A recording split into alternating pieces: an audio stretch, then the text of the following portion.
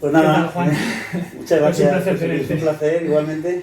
Si te parece, por dar un poco de contexto, Sí. puedes empezar contando un poco quién eres. Es Juan Latasa y bien. si me cuentas también qué es lo que estás haciendo recientemente. Soy Juan Antonio Latasa, trabajo desde hace más de 30 años en el mundo del emprendimiento, tanto intraemprendimiento en el mundo corporate como emprendimiento directamente y también como consejero en empresas y profesor en universidades y en escuelas de negocio en el mundo del emprendimiento. Y luego actualmente soy el presidente del foro de emprendimiento de los antiguos alumnos de MIT en España, que es una fundación que tenemos desde hace 12 años funcionando. Los alumni de MIT de España, esto lo creamos para conectar el ecosistema de emprendimiento primero de nuestro propio network, ¿no? de MIT, de antiguos alumnos, y luego abriéndolo a otros terceros, muy importante, con todo el ecosistema y conectarlo con MIT, ¿no? con los laboratorios, con los inversores de allí, etc. Y esto es un honor porque es una fundación que es una fundación sin ánimo de lucro, pero pues presido, tengo el honor de presidir desde hace 6 años. O sea que desde un punto de vista, o desde distintos puntos de vista, tienes contacto con emprendedores, tanto como alumnos, digamos, para formarles, como en el área práctica, ayudándoles. En todos los... Yo mismo he sido emprendedor muchos años, como he dicho, tanto intra como extra, o sea, dentro y fuera del mundo corporativo, y pues la verdad es que están en los dos lados, ¿no? Y bueno, luego también comentaros que está también el lado de los inversores también, en mi vida pues colaborando, como cofundador de un fondo que es Swallow Venture Capital. Es un fondo que está activo en España desde hace 8 años ya. Es un fondo de inversión en tecnología B2B, hispano-israelita, con un 50% de la gestión con Giza Ventures, que es un fondo que viene de Israel, en tecnología B2B en crecimiento en España. Eso es lo que buscamos. Y estuve al principio en el consejo y luego pues ahora sigo de GP, aunque no estoy ejecutivo en el equipo, pero ahí estoy. Y bueno, esa es una actividad que muy enriquecedora, de la que he aprendido muchísimo, ¿no? Tanto es así que el gusanito de la parte de inversión también pues la he vivido y la he mantenido. En este caso, pues con la idea de, por ejemplo, lo que estoy ahora pensando y con otros socios también del network de MIT es en montar no un fondo venture capital tradicional, que es muy difícil, además ahora en la situación macroeconómica es muy complicado levantar un fondo. Ya nos costó en su día con Swallow, pues fueron años de trabajo. Ahora pues mucho más complicado y el venture capital se está viendo ahora también pues perjudicado, esa es la verdad, por la situación macroeconómica y las guerras, etc. Y en ese sentido lo que estamos es, o sea, no es que se vea perjudicado, sino que está más restringido.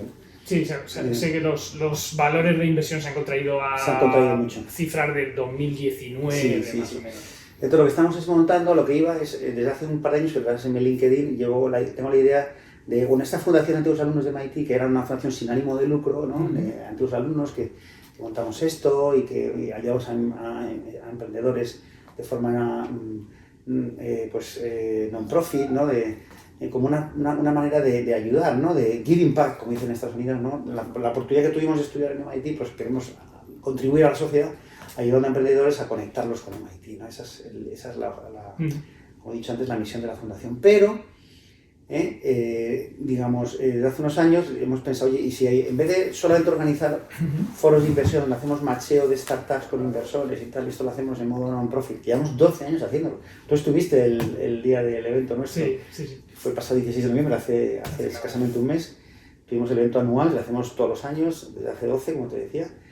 Y es un foro de muchísimo calado ya, muy consolidado en España, con cientos de startups de Deep Tech, de Deep Science y Deep Tech de España que aplican al foro.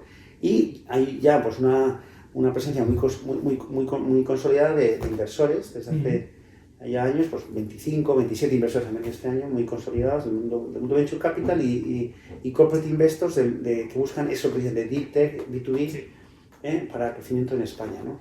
Para mí tiene mucho mérito porque es un sector de difícil inversión, es un sector de inversión de riesgo realmente. Sí.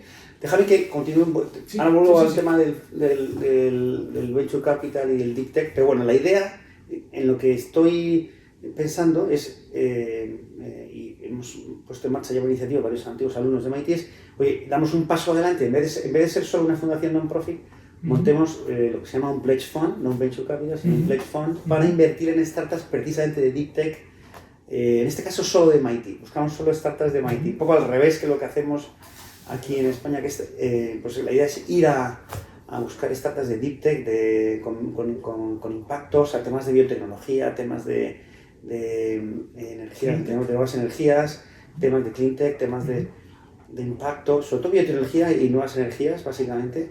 Que hay muchísimas buenísimas empresas en MIT, es un caladero enorme y la idea es elegir algunas que quieran venir a Europa. Ese es un reto, de convencerles de que Europa es un mercado interesante para ellos, porque ahí en Estados Unidos tienen ya el mercado de sobra para empezar. Ese es el gran problema. En Europa nos creemos que somos el ombligo del mundo, no lo somos. Y entonces el reto es convencerles de que oye, Europa puede ser interesante y tal, ¿no? Y explicarles que son 27 mercados distintos y tal. Un poco fragmentado, pero hay oportunidades. El caso es que, pero en biotech y en clean tech y en energías nuevas. Bueno, en clean tech tenemos una gran Europa sí tiene interés y entonces pues la idea es invertir en esas startups que vengan de MIT a Europa, ¿no? Y esto lo hemos llamado Impact Tech, que es un fondo nuevo de impacto tecnológico. Lo estamos impulsando por varios antiguos alumnos, ¿no? Ojalá salga, no sé si saldrá. Bueno, y no como Venture Capital, sino como Pledge Fund, que es un fondo que al final funciona pues, deal by deal, ¿no? En cada una de las inversiones buscamos inversores concretos, ¿no? Y entonces estoy en eso, ¿no? Y luego pues como consejero de varias compañías de Deep Tech, precisamente. Ayer mismo acordé con una de biotecnología súper buena, ¿no? Pues empezar a trabajar con ellos en temas de detección precoz del cáncer, una cosa bastante diferente a lo que yo he hecho toda mi vida, pero que me gusta muchísimo también por el impacto que tiene, ¿no? En la salud de las personas y en la sociedad, ¿no? Sí. Y luego donde me siento más cómodo es en temas más tecnológicos, de inteligencia artificial, de mundo SaaS, no mundo software, mundo cloud, ahí la verdad es que me muevo como pez en el agua, ¿no? Venía escuchando en el coche, en el coche a veces me pongo vídeos de YouTube, no los miro, pero los escucho, venía escuchando a Chema Alonso, las últimas conferencias que ha dado sobre inteligencia artificial, muy muy interesante, sobre todo ver un poco cómo se dedican a la detección del fraude a través del fake face, de caras falsas, ¿no? Sí. Bueno, yo trabajo mucho en ciberseguridad también, ¿eh? El mundo tecnológico está metido en muchas cosas. En ciber he trabajado muchísimo, o sea, estuve, de hecho, montamos una startup en España que acabaron comprando unos israelitas, donde estuve 5 años trabajando y, por cierto, Chema Alonso y todo el equipo de Telefónica pues, fueron grandes clientes. La empresa pues, pasó de tener 0 clientes en el mundo telco a 21 millones de clientes en 5 años, o sea, la empresa creció muchísimo, está en Israel. Ahora la matriz y nada, pues un lujo trabajar con ese equipazo, ¿no? De verdad que las telecos en general se han puesto las pilas en esto, en los últimos años. Sí. Y hace falta porque las redes es que son igual que son el hilo conductor para muchas cosas buenas, también lo son para muchas cosas malas, ¿no? Entonces, el que la ciber y los usuarios estén protegidos desde la red tiene muchísimo sentido, ¿no? Es un poco el servicio que ofrecíamos era esto, era servicio de protección desde la red, ¿no? Y en eso también está muy metido. Dime, perdona. Te quería hacer una pregunta que además es que viene muy a colación de todo lo que estás hablando. Es una pregunta que le hago a todos los emprendedores sobre el propósito, la visión. Tu visión particular o tu propósito particular a lo largo de toda tu carrera, más allá de tu propio emprendimiento, ha sido ayudar a otros emprendedores, con unos vehículos o con otros, ¿no? Sí. ¿Cómo de importante ves, y si así se lo transmites a las startups, cómo de importante ves el propósito de una empresa desde el principio? Y lo digo y lo pregunto porque yo en mis primeros emprendimientos no era algo que tuviera en mente, pero me gustaría tener un poco tu visión, cómo transmites esto a otros emprendedores y si te parece importante o no. Bueno, o sea, yo creo que hay un propósito de la vida, primero para todos, que es común, que yo creo que no hay que avergonzarse de decirlo y al contrario, es súper importante, que además en mi caso lo digo con mucho orgullo, ¿no? Yo soy padre de familia numerosa y yo creo que lo primero, nuestra primera startup tiene que ser nuestra familia, ¿no? Y sacar adelante salir adelante, ¿no? Sí, nuestros seres queridos. Sacar adelante a nuestros seres queridos. ¿Qué propósito más importante puede haber en la vida que ese, ¿no? Y creo más que natural. Es el más natural y incluso cuando tienes mucho dinero, precisamente porque, que no es mi caso, pero si eres un emprendedor de éxito, o sea, no descuides tu familia, que es quizá que es tu startup más importante. Otras te pueden fallar, creo yo, otras pueden fallar, pero no descuidar, o sea, yo creo que es muy importante no perder ese propósito de la vida. Mi startup más importante, yo sí lo digo, es mi familia, lo digo con todo orgullo y soy padre de familia muy numerosa y creo que eso es lo primero, ¿no? Y sacar adelante a una familia pues no es fácil, ¿no? Y hoy día pues hay que poner mucho esfuerzo, no solo de dinero, sino de tiempo, de atención, de recursos, Ahora, perdona la entrevista, nos hemos retrasado un poquito, porque digo, tengo una urgencia familiar, perdona. Oye, es lo primero. ¿Lo atiendes? Porque es lo primero, un tema doméstico, familiar, de salud, lo que sea. Y esas cosas hay que cuidarlas. Y teniendo ese propósito bien cubierto. Te cuente que me ha venido a la cabeza muy rápidamente algo que decían en Estados Unidos, que aprendí precisamente en Estados Unidos a este respecto. Y decían, tienes que pensar qué te pasa si te quedas sin trabajo frente a qué te pasa si te quedas sin tu mujer, sin tu pareja. Exacto, pero es lo mismo. Es que quedarte solo en la vida, ¿no? Diferencial. Y sin el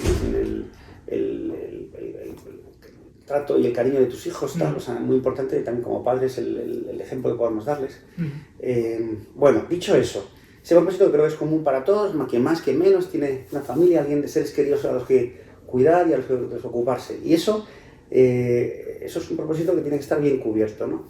Y lo digo porque es que he visto gente que ha perdido a veces, se mete demasiado en sus proyectos y pierde ese propósito y al final es difícil, ¿no? Vivir una vida plena sin eso desde mi punto de vista.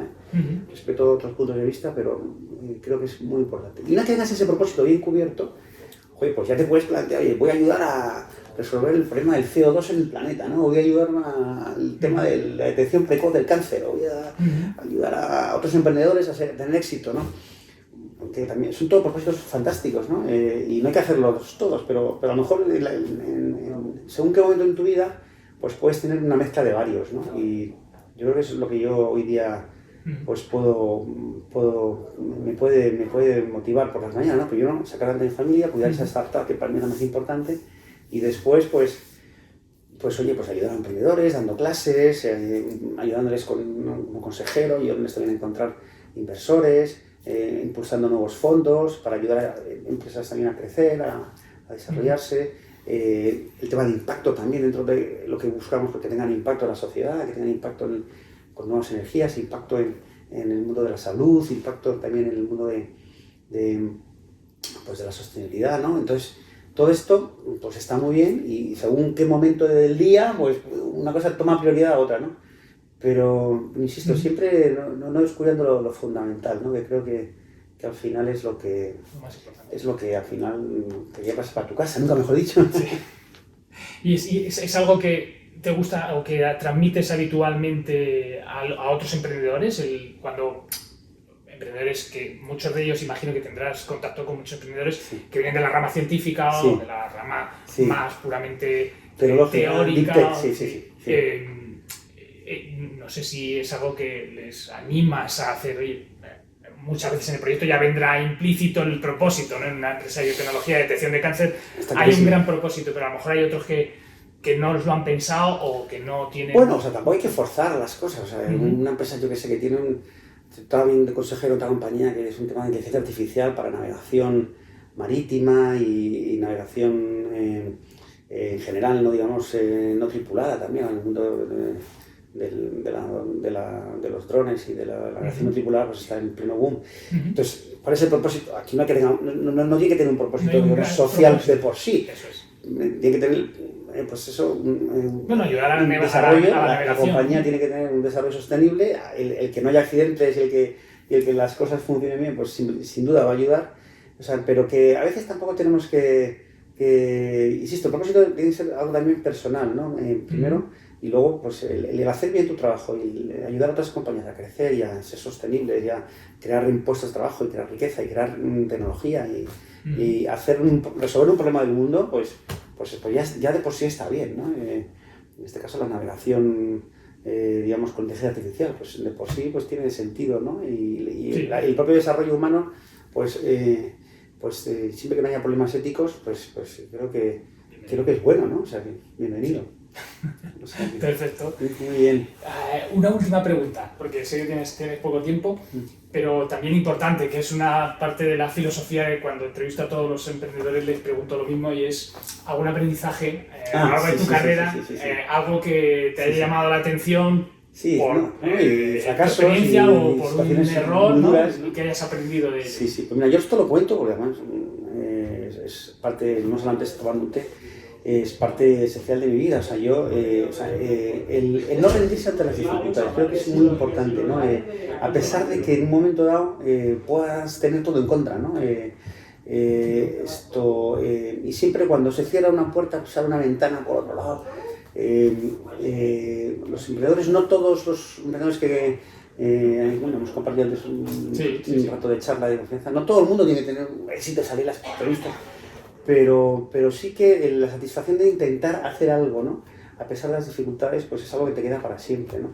Y yo tuve un momento muy complicado en mi vida, de una dificultad enorme, ¿no? Cuando después de 18 años en el mundo corporativo, en el mundo de Internet, ¿no? En Telefónica, en Vodafone, antes en AT&T, en la americana, después de un desarrollo de una carrera pues bastante exitosa, ¿no? En un mundo corporativo, pues en el 2012, con la contracción tan fuerte que hubo y la crisis tan fuerte que hubo en el mercado, pues en Vodafone, que era donde estaba, pues esto es público y conocido, pues tuve que salir. O sea, fue un last in first out completo. O sea, me llamaron y lo siento, pero conoces las reglas, eres directivo, last in first out, te ha tocado, ¿no? Y no hubo nada que negociar, o sea, en fin. Así. Y entonces, de estar emprendiendo en el mundo corporativo, siempre bien protegido, una buena nómina, haber hecho cosas chulísimas, haber aprendido muchísimo, la transformación del mundo de las operadoras del mundo digital, o sea, las operadoras tradicionales de telecomunicaciones al mundo digital fue brutal esos años. Yo creo que fue una tercera o cuarta, según se mire, revolución industrial, realmente. O sea, la transformación que hubo de la saturación por minuto con el par de cobre a tarifas planas, servicios over the top y all you can eat pasados en fibra, la convergencia, la movilidad, pues todo aquello fue un boom, ¿no? Y me tocó vivir en primera línea, ¿no? 18 años, que sí, de pronto. Pero tuve que salir y empezar de cero. O sea, la realidad es que con mi hijo pequeño recién nacido tuve que salir y empezar de cero, y la verdad es que no sabía qué iba a hacer. Fue un momento durísimo en mi vida, muy complicado. No lo había planeado, o sea que... En 15 días tuve que replanificar toda mi vida, ¿no? Y bueno, yo pensé que se acababa el mundo. O sea, en ese momento dije, se acaba el mundo, no sé qué voy a hacer, tal, no sé. Nunca he tenido algo que no sea una nómina, no sé cómo decirlo. Y entonces me puse entonces, yo soy, digamos, emprendedor, digamos, fuera del mundo laboral forzado, es la verdad. Y empecé trabajando de consultor, me fui a Londres, empecé de interim manager en Londres y tal. Acabé montando una consultoría de interim management y de desarrollo de negocio corporativo, que es, hemos hablado, J21 Consulting, que fue aquello, pues, una experiencia pues, interesantísima en mi vida. Ahí me puse a dar clases de emprendimiento, me puse a invertir, montar un fondo, me puse a asesorar a startups y de eso fue hace 12 años. Y de ahí ya surgieron otras cosas. Eso fue hace 12 años, surgieron otras cosas. Y aquí sigo, ¿no? Pero es verdad que esos meses yo pensé que se acababa el mundo. O sea, y muy importante tener a tu familia de apoyo. Lo importante que es, ahí te das cuenta de que tu familia, pues al final es lo que te queda, ¿no? Ese apoyo. Me acuerdo que el logo de la empresa de la que monté esta inicial de interim management y de consultoría, el logo lo hice con mi hijo, que me ayudó, que tenía en ese momento pues 12 años, 13 años, yo qué sé, 14 tendría, y entonces pues él me ayudó y montamos el primer servicio, no tenía ni correo electrónico, ¿sabes? O sea, lo montamos él y yo ahí, él era muy, de hecho, luego ingeniero informática, mi hijo, y fue un momento muy bonito de nuestra vida, pero al mismo tiempo, o sea, muy duro, y la gran lección, un poco el momento, el fracaso posible que se podía entender, que luego, por cierto, pues ese cara le tocó a pues prácticamente pues la mitad de la industria es que tuvo que reciclarse. O sea, salieron de las telcos solamente pues decenas de miles de personas esos años, fueron años durísimos de crisis y de contracción del sector, y bueno, de ahí viene luego lo que ha pasado, toda la consolidación del sector viene de ahí, ¿no? Y todavía hoy Telefónica está anunciando recientemente. El sector no levanta cabeza desde entonces, ¿no?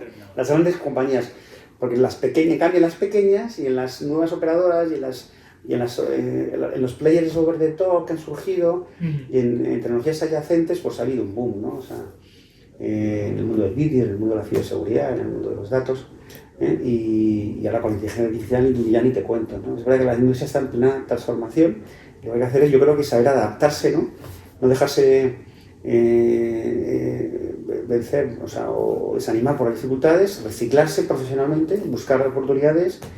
Y yo aquí voy a hablar un poquito como profe también. En el mundo del emprendimiento toca también conocer los basics. O sea, no vale decir, bueno, tengo una idea genial, voy a hablar con un inversor, se lo voy a contar y mañana soy multimillonario y voy a ser famoso y tal. Pues no, esto no suele funcionar así.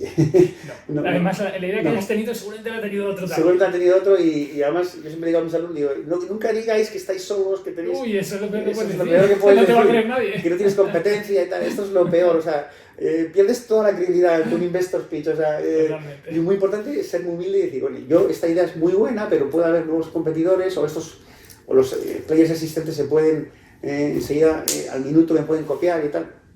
O sea, siempre ser humilde y saber que la competencia va a estar ahí. Pero bueno, esto es un hecho concreto, de un posible ejemplo de lo que decía, de que hay que saber preparar, cuando tienes una idea de emprendimiento, saber preparar el pitch de inversión y saber prepararlo, trabajarlo bien, trabajar bien la parte competitiva, trabajar bien la parte de producto, trabajar la parte de mercado, la parte económica, hacerlo. Hay unos basics que hay que conocer para cuando hablas con un inversor, aunque sea un elevator pitch de un minuto, pues tienes que saber despejar las dudas que tengan, ¿no? Y luego si ya entras en una conversación más profunda y haces follow-up, haces conversaciones posteriores para inversión, es muy importante tener los basics, ¿no? Entonces, cursos de emprendimiento como el que tú haces, aquí permíteme la publicidad cruzada, o el que yo hago también en la universidad, o en algún máster por el mundo, o en programas corporativos que hago,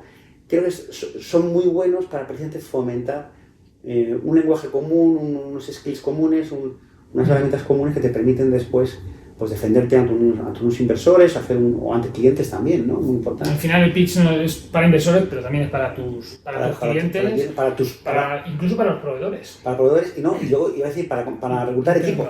Y para reclutar equipo, porque muchas veces a los fundadores de las compañías y a los primeros empleados hay que contratarles, a lo mejor pagándoles muy poco o no pagándoles, ¿no?